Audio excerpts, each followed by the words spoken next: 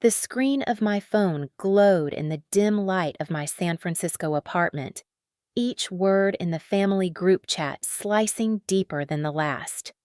Emily must be swamped with work. My mother-in-law, Patricia Thornton, had typed, her message dripping with that polished Southern charm she wielded like a velvet-gloved fist. We'll miss you at the Napa Valley retreat. But we understand.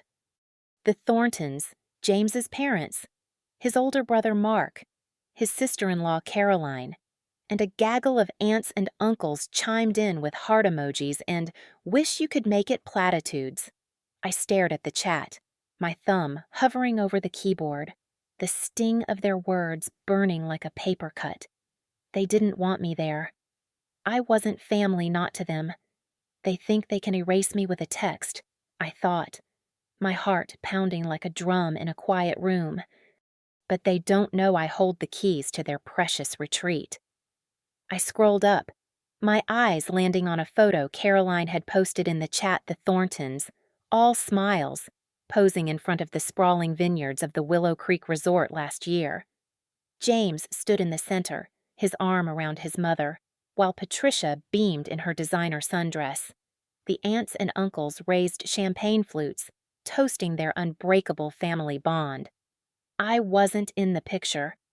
Not a trace of me, though I'd been there, organizing every detail of that retreat through my real estate connections. I'd stood on the sidelines, invisible, while they laughed and clinked glasses, pretending I didn't exist. That photo was their declaration of war, I told myself, my fingers tightening around the phone. They don't just want me out of the retreat, they want me out of their world. I set the phone down, my gaze drifting to the city skyline beyond my window. 5 years I'd spent trying to fit into the Thornton dynasty, their old money arrogance cloaked in charity galas and country club memberships. 5 years of Patricia's backhanded compliments. Emily, you're so resourceful for someone from your background, and James's silence when I needed him to defend me. I'd married James for love, believing he saw me, the real me, Emily Harper, who'd clawed her way from a small-town diner job to a real estate empire. But to the Thorntons, I was a blemish on their perfect lineage. They think I'm nothing, I thought, a spark igniting in my chest. But I'm about to show them I'm everything. I opened my laptop, pulling up the ownership documents for Willow Creek Resort. My name, Emily Harper, was listed as the sole proprietor, hidden behind a shell company I'd set up 2 years ago. The Thorntons had no idea. They thought they'd banned me from their sacred retreat, but they were walking into my domain. This wasn't just a family vacation, it was my stage, and I was ready to rewrite their script. Let them smile for their photos, I whispered to myself, a smile curling my lips. By the end of this retreat, they'll see who's really in the picture. Wow. Can you believe the Thorntons thought they could erase Emily with a group chat if this story's hitting home? Drop a 1 in the comments and let me know where you found this video, YouTube recommendations, a friend's share, or somewhere else. Your stories keep me going. The San Francisco skyline glittered like a promise I'd made to myself long ago. But as I sat in my apartment, the memory of that group chat photo burned in my mind. The Thorntons, with their vineyard backdrop and champagne flutes, had framed me out of their world. They think they've won, I thought, my fingers tracing the edge of my laptop. But they don't know I've been rewriting the rules for years. 5 years ago, I was just Emily Harper, a small-town girl from Modesto who'd turned a knack for negotiation into a real estate career. I'd started with nothing. No trust fund, no connections, just a stubborn streak and a dream. By 27, I was closing million-dollar deals in San Francisco, my name whispered in boardrooms. That's how I met James Thornton, at a charity auction I'd helped organize for his family's foundation. He was all charm tall, with hazel eyes that crinkled when he smiled, and a laugh that made me forget the world. You're the genius behind this event, he'd said, leaning close. My mother's dying to meet you. I should have heard the warning bells. But love makes you deaf. Patricia Thornton greeted me like a queen inspecting a peasant. Such a driven young woman, she said, her smile sharp as a shard of glass. The Thorntons were old money, their wealth rooted in California real estate and vineyards, their name etched on museum wings and hospital wards. To them, I was an anomaly, a middle-class upstart who dared to love their youngest son. James proposed a year later, and I said yes, believing he'd stand by me. But at our wedding, Patricia's toast, to James, who always surprises us, felt like a coded jab. I was the surprise, the flaw in their perfect portrait. The undermining started small. At family dinners, my opinions were met with polite nods, then ignored. Patricia would pat my hand. "Emily, you're so practical. Leave the big decisions to us." James never corrected her. He'd just shrug, saying, "That's Mom. Don't take it personally." But it was personal. They used my real estate expertise for their events galas, retreats, fundraisers while treating my career like a hobby. "It's cute how you hustle," Caroline, my sister-in-law, once said, her diamond earrings glinting. I smiled, but inside, I was building walls. They didn't see me, I thought, my gaze drifting to the Willow Creek Resort documents on my screen. 2 years ago, I'd seized an opportunity they'd missed. The resort, a Napa Valley gym, was on the brink of bankruptcy. Using a shell company, I bought it for a steal, pouring my savings and soul into its revival. I kept it secret, even from James. The Thorntons thought they'd booked their retreat through some faceless corporation, but every reservation, every detail, bore my invisible signature. They wanted me out of their picture, I told myself, a quiet fire spreading in my chest. But I'm the one holding the frame. I closed my laptop, the city lights reflecting in my eyes. The Thorntons thought they'd banished me, but Napa Valley was my territory. This retreat wasn't their victory, it was my rebellion, and I was just getting started. The hum of my apartment felt like a heartbeat as I opened my laptop again, the Willow Creek Resort logo glowing on the screen. That group chat photo the Thorntons grinning without me sat heavy in my chest, but it was another message, buried in my inbox, that lit a fuse. An accidental forward from James's brother, Mark, meant for their family accountant. "We need to secure the Napa retreat deal. Investors are asking questions. Keep the debt quiet." My breath caught. The Thorntons, pillars of California wealth, were drowning in debt, their empire crumbling behind their polished facade. They're not just excluding me, I thought, my fingers trembling over the keyboard. They're hiding a house of cards, and I'm the one who can topple it. I leaned back, the city lights blurring through my window like scattered dreams. The Thorntons had planned this retreat to impress a group of European investors, to convince them the family was still untouchable. Every detail, the private vineyard tour, the 5-course gala dinner was a performance, and I was the uninvited stagehand. But I wasn't just a bystander. I owned the stage.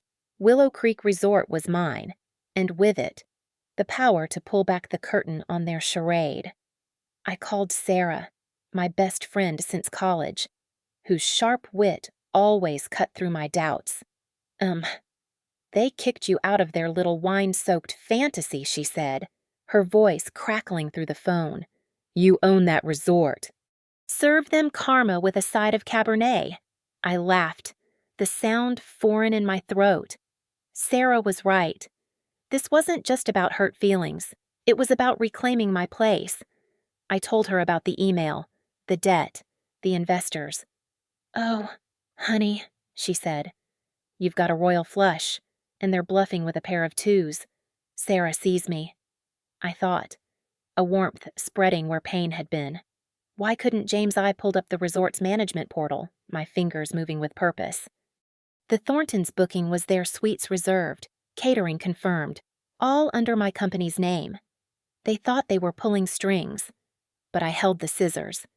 An idea sparked, sharp and bright. I'd let them waltz into Napa Valley. Let them think they'd won. Then, at the gala dinner, I'd reveal the truth, not just that I owned the resort, but that their lies were unraveling. I'd cancel their perks, expose their debts, and watch their carefully curated world crack. They wanted a retreat without me, I told myself, my reflection in the screen resolute. I'll give them a reckoning they'll never forget. I closed the laptop, the silence ringing with possibility. The Thorntons had mistaken my silence for surrender, but I was gathering my strength. Napa Valley wasn't just their playground, it was my battlefield, and I was ready to fight, not with tears or tantrums, but with the quiet power I'd built from nothing. The vines of Willow Creek held secrets, and I was about to harvest them all. The Napa Valley sun bathed Willow Creek Resort in gold, but as I stepped onto its cobblestone path, my heart felt like it was walking on broken glass.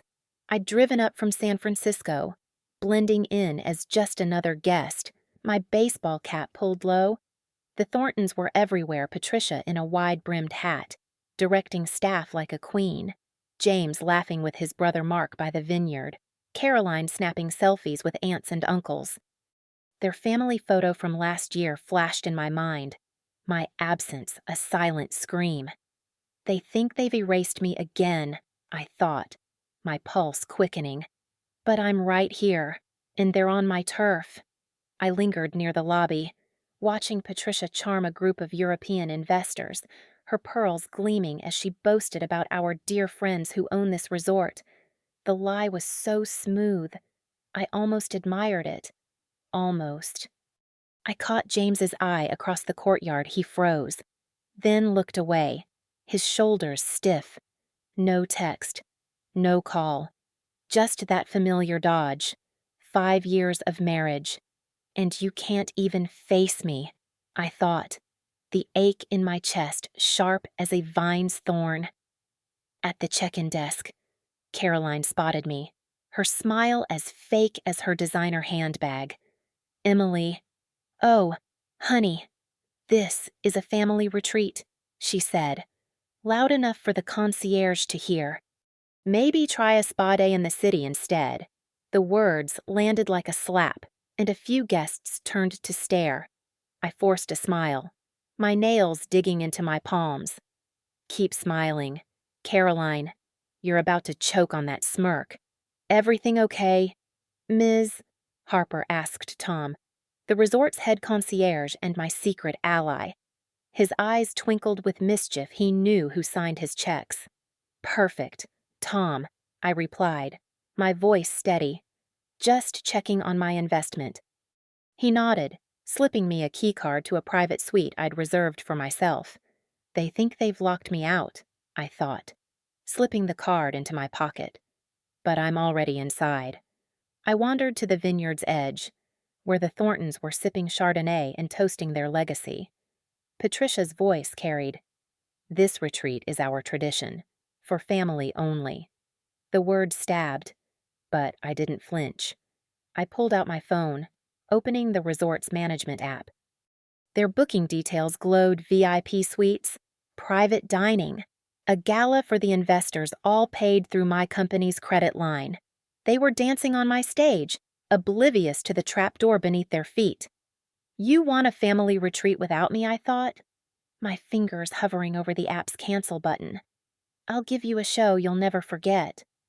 I turned back toward the resort, the vines whispering secrets in the breeze. The Thorntons thought they were untouchable, their wealth a fortress. But I'd spent years building my own empire, brick by silent brick. This wasn't just about proving them wrong, it was about proving myself right. The gala was tomorrow night, and I'd be ready, not as Emily Harper, the outsider, but as the woman who owned every inch of their fantasy. The sun dipped low, casting long shadows. "Your legacy's about to meet mine," I vowed, and the vines seemed to nod in agreement. The Napa Valley moon hung low, silver light spilling over the vines as I sat in my private suite at Willow Creek Resort, the glow of my laptop casting shadows on the walls. The Thorntons were downstairs, clinking glasses and laughing, oblivious to the storm I was brewing. They think they've cast me out, I thought, my fingers dancing across the keyboard. But I'm rewriting their fairy tale, and it won't have a happy ending. I opened the resort's management app, the Thornton booking glaring back at me VIP suites, a private vineyard tour, a gala dinner for their precious investors, all secured by my company's credit line, all dangling by a thread I could cut with a single click. I texted Tom, my concierge ally, confirming the plan. Cancel their VIP perks at midnight. I wrote, no more private staff, no catering deposits. Let them scramble. His reply came fast. Got it. Boss. Champagne's chilling for the big reveal. I smiled, picturing Patricia's face when her perfect retreat unraveled. They'll learn what it feels like to be invisible, I thought, my heart a mix of fire and ice. I leaned back, memories flooding in. 2 years ago, I'd spotted Willow Creek on the verge of foreclosure, a diamond the Thorntons had overlooked in their arrogance. I'd pooled every cent, every favor, to buy it through a shell company, hiding my name from prying eyes. I'd spent sleepless nights renovating it, turning a crumbling estate into Napa's crown jewel. James never asked about my late nights. He assumed I was chasing cute little deals. Cute, I thought, bitterness curling my lips. Let's see how cute this feels tomorrow. I pulled up the email from Mark's accidental forward. The Thornton debt laid bare, millions owed. Properties mortgaged. Their empire a mirage. This retreat was their last-ditch effort to woo investors, to keep the cracks hidden. But I'd found those cracks, and I was ready to pry them open. I drafted an email to the investors' liaison, hinting at financial concerns with the Thornton booking, signing it as Willow Creek Management. It was vague enough to spark doubt, sharp enough to draw blood. They wanted a stage to shine, I thought, closing my laptop. I'm giving them a spotlight on their lies. I stood, smoothing my dress, the fabric cool against my skin. Tomorrow's gala was their grand performance. But I was the director. I'd let them parade their wealth, let Patricia flaunt her pearls, let James play the dutiful son. Then, when they least expected it, I'd step into the light, not as Emily Harper, the outsider they'd erased, but as the woman who'd built an empire under their noses. The vines outside whispered in the night breeze, as if cheering me on.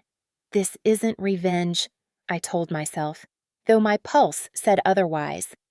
It's justice, and it's mine to deliver. The chandelier in Willow Creek's grand ballroom glittered like 1,000 stars, but the air crackled with something sharper as I stood in the shadows, watching the Thorntons play their part. Patricia, draped in emerald silk, toasted the European investors with a smile that could sell sand in a desert. James stood beside her, his tie perfect, his laugh rehearsed. The gala was their masterpiece, a 5-course dinner, a string quartet, a facade of unshakable wealth.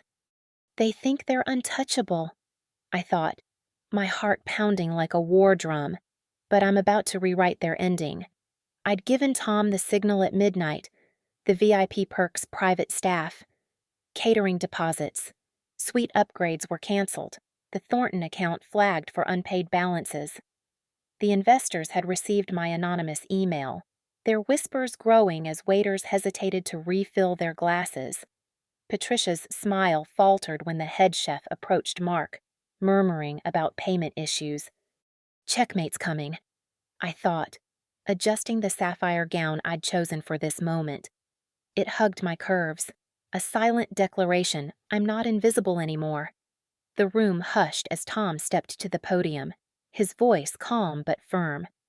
Ladies and gentlemen, a special announcement from the owner of Willow Creek Resort. Patricia leaned forward, expecting a flunky to praise her connections. Instead, I walked into the spotlight, my heels clicking like a countdown. Gasps rippled through the crowd. James's glass slipped, splashing wine on his cuff. Caroline's mouth hung open, her diamond earrings catching the light like tiny alarms. "Good evening," I said, my voice steady, though my pulse roared. "I'm Emily Harper, sole proprietor of Willow Creek Resort. Welcome to my home." The words landed like a thunderclap. Patricia's face drained of color, her pearls clutching her throat.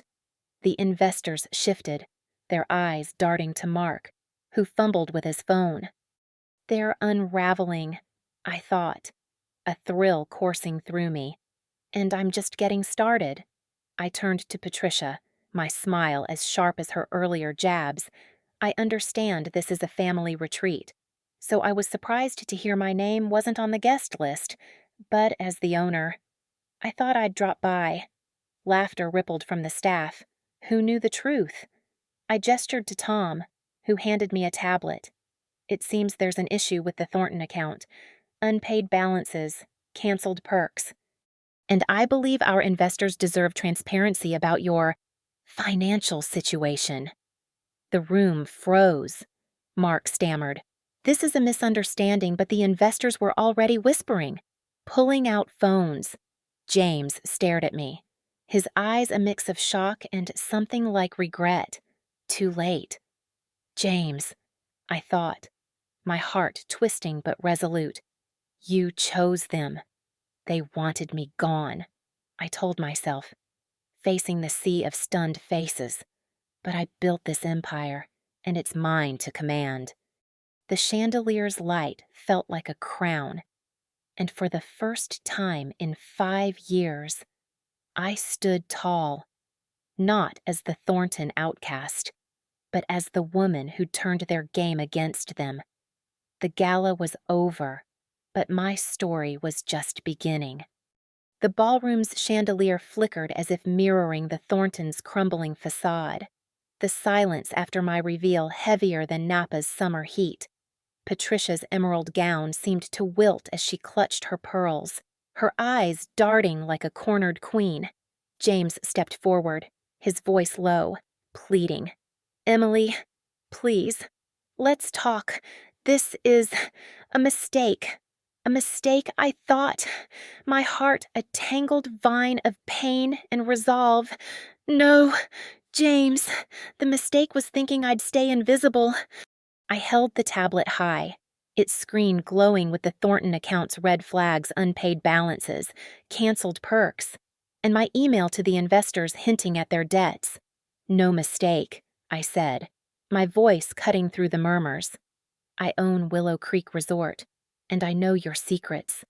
The mortgages, the loans, the lies you've spun to keep this charade alive." The European investors stood, their faces tight, one already dialing a colleague. Mark lunged for his phone, barking at an assistant, but the damage was done. "Your empire's built on sand," I thought, "and I just kicked the foundation." Patricia found her voice, sharp as a shard of her broken pride. "How dare you humiliate us? You're nothing but a gold digger who got lucky." The accusation stung, but I laughed a sound that startled even me. "Lucky," I said, stepping closer, the crowd parting. "I built this resort from ashes while you mocked my hustle. You banned me from your retreat, but you're the ones trespassing on my land." Caroline gasped, her hand flying to her mouth, as if I'd slapped their legacy. "They thought they could erase me," I told myself, my gaze locking on James. His eyes begged for forgiveness, but I saw the truth he'd chosen their world over ours. "I'm sorry." He whispered, but the words felt hollow, like a check from an overdrawn account. "Sorry doesn't undo 5 years of silence," I said, my voice steady despite the ache. "You let them frame me out of your family photo, out of your life. I'm done begging for a place at your table."